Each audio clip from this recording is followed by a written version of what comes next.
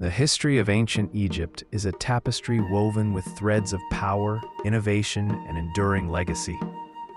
While the Old Kingdom's pyramids often dominate our imagination, the preceding Early Dynastic Period laid crucial groundwork. This era saw the unification of Upper and Lower Egypt and the establishment of the pharaonic state. Within this foundational period, the Second Dynasty stands as a fascinating and complex chapter. It was a time of both consolidation and significant internal strife. This dynasty shaped the administrative, religious, and political landscape that would define Egypt for millennia. The Second Dynasty began around 2890 BCE, following the First Dynasty's long reign. Its capital remained at Memphis, strategically located at the confluence of Upper and Lower Egypt. This central position was vital for maintaining control over the newly unified kingdom. The dynasty's early rulers focused on solidifying the state's administrative structures. They continued the work of their predecessors in integrating diverse regions. This period saw the refinement of the bureaucratic apparatus necessary for governing a vast and complex nation. Hotep-Sekemwe, the dynasty's founder, is credited with bringing stability after a period of unrest. His name, meaning "the two powers are at peace," suggests a successful reconciliation. He likely worked to mend divisions that emerged at the end of the First Dynasty. His successor, Raneb or Nebra, continued this work of consolidation. He is notable for the earliest known use of the sun god Ra's name in a royal title. This indicates an early emergence of the solar cult, which would later become central to Egyptian religion. Ninecher, the third king, had a long reign marked by significant administrative development. Records suggest a complex bureaucracy was firmly in place. However, some evidence points to possible internal divisions or even civil war during his later years.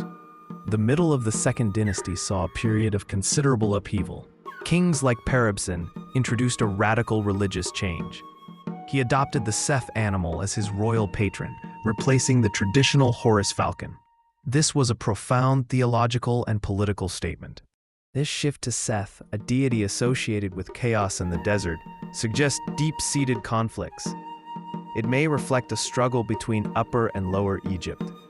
The adoption of Seth could have been an attempt to appeal to a specific faction or region.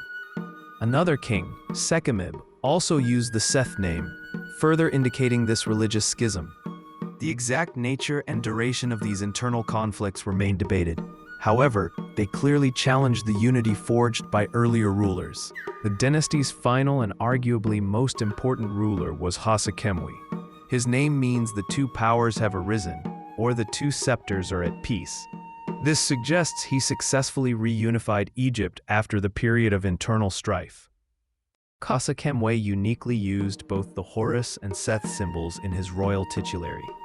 This dual emblem symbolized his triumph over division and his role as a unifier. He brought an end to the religious and political fragmentation. His reign was marked by extensive building projects, particularly at Nekhen, Heracompolis, and Abydos. These monumental constructions, including the Shunet el-Zabib enclosure, were precursors to the grand architecture of the Old Kingdom. They demonstrated a renewed state power and ambition. The Second Dynasty saw significant advancements in state administration. The bureaucracy became more sophisticated, with specialized officials managing resources and labor. This laid the groundwork for the highly organized state of the Old Kingdom. Religious practices continued to evolve, with the solar cult gaining prominence. The shift to Seth by some kings, followed by Sekemwe's dual titulary, highlights the dynamic nature of early Egyptian theology. These changes reflect ongoing attempts to define royal divinity. Artistic and architectural conventions were further refined. While not as grand as later periods, the monumental mud brick structures of Sekemwe were impressive. They showcased the state's ability to mobilize vast resources and labor. Direct evidence for specific laws from the Second Dynasty is scarce. However, the increasing complexity of administration implies a developing legal framework. The king's authority was paramount, acting as the ultimate arbiter and source of justice. Customs revolved around the king's divine status and the afterlife. Elite burials continued to be elaborate, reflecting a belief in a journey to the next world. The development of royal mortuary cults became increasingly important. The concept of Ma'at, cosmic order and justice, was implicitly central to governance.